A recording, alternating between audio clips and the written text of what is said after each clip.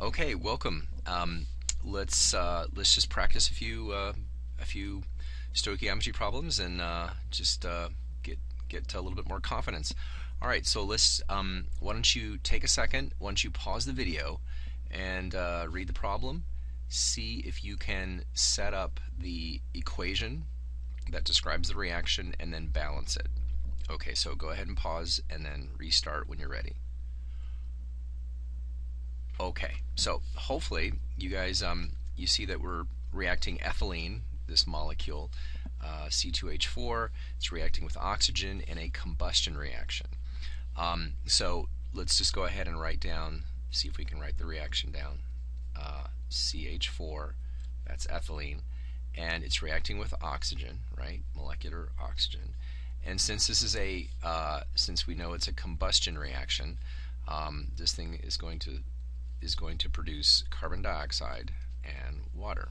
All right. Now, of course, we've got to balance it. You see, we've got 2 carbons over here, so we got to put a 2 there. We have 4 hydrogens on the left, so we got to put a 2 there. And this gives us a total of 4 oxygens plus these 2 oxygens from the waters. So that's 4 oxygens plus 2 is 6. So we need to have we need a 3 here, and that gives us 6 oxygens on the left, and then we're good to go. Okay, so let's see. So it says we've got 6.3 moles of ethylene, which is this. So 6.30 moles, and we're reacting it with 18.5 moles of oxygen.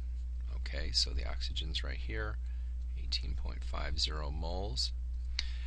And it's asking how many moles of water can be made. Okay, so water, that's the question. How many moles of this stuff? All right, so you gotta think to yourself, what kind of a problem is this? What do I have to do first? Well, hopefully you've identified this as a limiting reactant problem, because you've been given the amounts for both reactants, and it's very unlikely that they're going to be present in a perfect 1:3 stoichiometric ratio. So just like we've done in class, we need to first determine the limiting reactant. So I'm going to take the first guy, and since we're already in moles, all we need to do is multiply this first guy by the 1:3 ratio. Okay, so here we go, 6.30 moles over 1. Okay, now I'm going to let you take it from here. So what I'd like you to do is keep going and see if you can calculate how many moles of oxygen would be needed to fully react the 6.3 moles, and then use that information and determine which one of these 2 reactants is limiting. So pause the video, do that much, and then let's see how we do. Okay, so to continue, you would say 3 moles of oxygen over 1 mole of ethylene. And when you multiply 6.3 by 3, hopefully you got 18.90. Okay, all right, 18.90. That's how many moles you need to completely react 6.3 moles of ethylene. Question: Did they give us enough? And the answer is no. We are just a little bit short of what we would need. So this is what we would need. This is what they gave us. Okay, and it's just a little bit short. So what that means is that the oxygen is limiting, right? Okay, so what that means is that when we go to the next step and we calculate the number of moles of water that can be formed, we need to base that calculation on the oxygen, the 18.5 moles of oxygen, because it's limiting. All right, so go ahead and do that and see if you can calculate how many moles of water. All right, so hopefully you took your 18.5 0 moles of oxygen, right? And you multiplied that by this ratio, 3 to 2, right?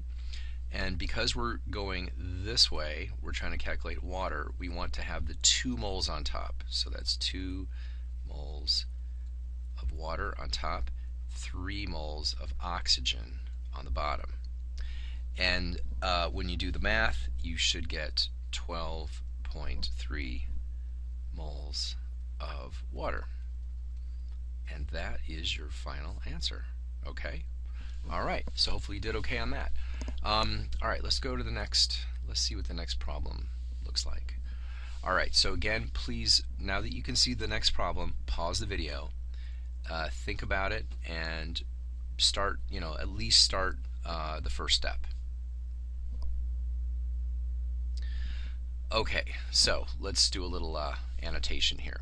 So this is our balanced chemical equation, and for, just to sort of help you guys streamline the process, I've given you the molar masses of the key substances. All right, so you don't have to waste time calculating that. Okay, so the question says we've been asked to produce 100 grams of copper metal. Okay, copper metal is right here, and we've been asked to produce 100 grams of it. Okay, so that's what we're given. Question is, how many grams of copper 2 oxide, that's this stuff, how many grams, and how many liters of ammonia? Okay, so here's the ammonia, and they want to know how many liters of ammonia at STP conditions would be required to generate that much copper.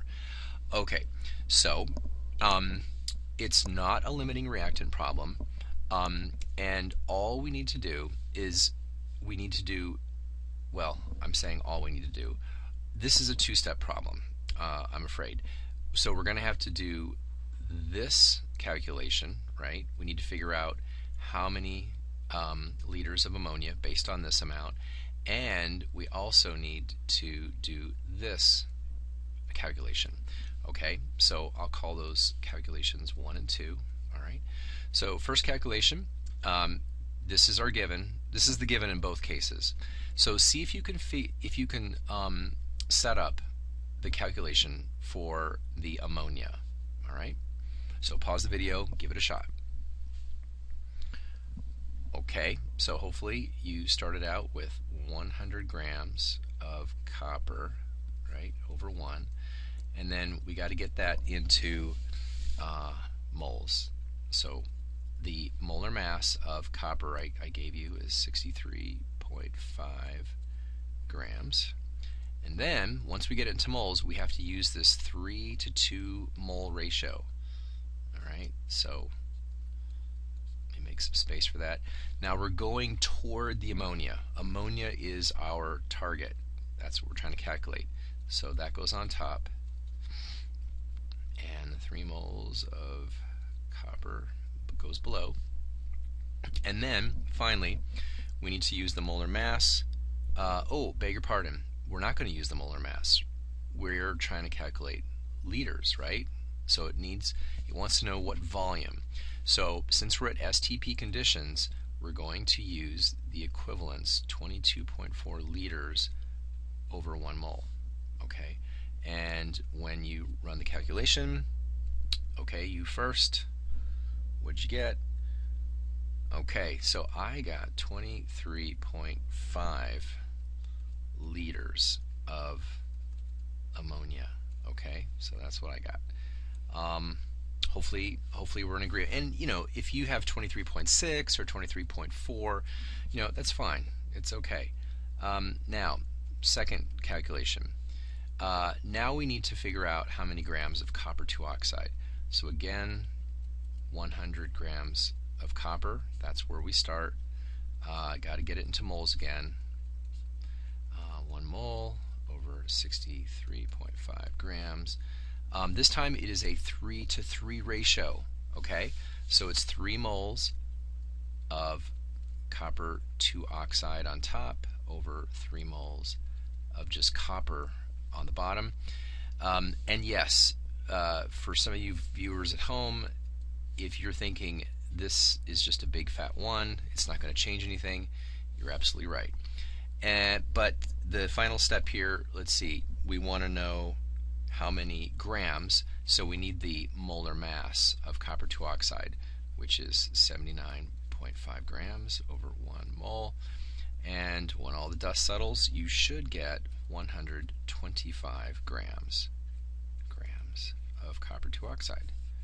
All right, so I hope you did okay on that one. All right, so now let's try one more, just one more. Okay, so again, pause video and read, try to digest the information, figure out what kind of a problem it is, and then let's try setting up part A. Okay? Okay. All right. So hopefully you gave this an honest effort.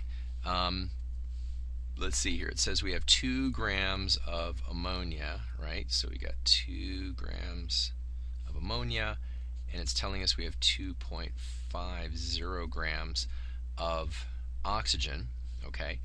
And the question is, what volume of nitrogen monoxide? Nitrogen monoxide is obviously this stuff, and it wants to know the volume. So the question is, what volume? Okay. By the way, there are a lot of G's floating around up here. I know you probably know this, but I'm just trying to confirm that you're good. This G right here, that's grams. That's a unit of mass. This G up here is indicating that ammonia, the substance, is in the gas state. So all 4 substances in this reaction are in the gas state. Okay, so did you get the feeling this is limiting reactant? If you are getting that feeling, you are absolutely correct. Okay, so part A, this is going to be 2 steps.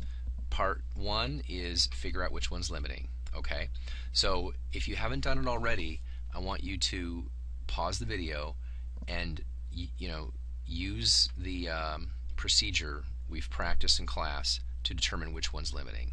Okay, and don't continue until you've done it yourself. Okay, so hopefully you did good work and you took the 2 grams of ammonia, put it over 1, and you convert it to moles and then multiply by the mole ratio and so on. So that's 1 mole over 17.0 grams. And then we're trying to figure out initially how many grams of oxygen would be needed to completely react with the 2 grams of ammonia. Okay, so the ratio between these two is 5 moles of oxygen on top over 4 moles of ammonia on the bottom. Okay, and then finally we just need to convert this to grams, which is 32.0 grams over 1 mole. And I'm going to sneak this in right here. So when all the dust settles, you should get 4.71 grams of oxygen. Okay, 4.71 grams of oxygen. All right, now let's compare that to what they gave us. Okay, did they give us enough oxygen? No, we're almost, we barely have half as much as we need, right? We need 4.71, they only gave us 2.5. So clearly the oxygen is limiting. So I put the big scarlet L here over oxygen, and that tells us that in step 2 we need to use the 2.5 grams of oxygen to now calculate how many liters of nitrogen monoxide. Okay, so guys, please go ahead, use the 2.5 grams of oxygen to set up your calculation for the volume of nitrogen monoxide. Okay, so pause the video again. Okay, so 2.50 grams of oxygen over 1. Okay, so that's 1 mole over 32.0 grams. And here, the mole ratio between the oxygen and the nitrogen monoxide is 4 over 5. So that's 4 moles of NO over 5 moles of O2. And then don't forget, they are asking us for liters, right? So we've got to convert the moles of NO into liters. And since we're at STP conditions, we can use the 22.4 liter per mole. And when we crank through that, you should get 1.4 liters of nitrogen monoxide. Okay, so that's the answer to part A. In part B, let's take a look at part B here. It says, okay, well, if 0.9 liters of nitrogen monoxide were recovered during the experiment, what was the percent yield? Okay, so part B, I think I'm going to sneak over to the next slide here, have a little space. So the percent yield, remember, is the actual yield divided by the theoretical yield times 100. Okay, so let's apply that to the present case. We were told in the problem that in the lab they recovered 0.9 liters. So this, my friends, is the actual. That is the actual the actual volume. This value, the volume that we calculated, this is theoretical. Okay, so what we're going to do when we calculate the yield is we're going to take the actual 0.9 and divide it by 1.4, right? So let's give that a shot. Okay, so that's 0.9 liters divided by 1.4 liters times 100. And what'd you get? Okay, hopefully you got something like 64.3%. Okay, good. So guys, I hope that this helps. I hope that helped give you a little bit of practice. Those were three, pretty substantial problems. And if this is feeling better, then you should be in good shape. Okay, thanks and have a great night.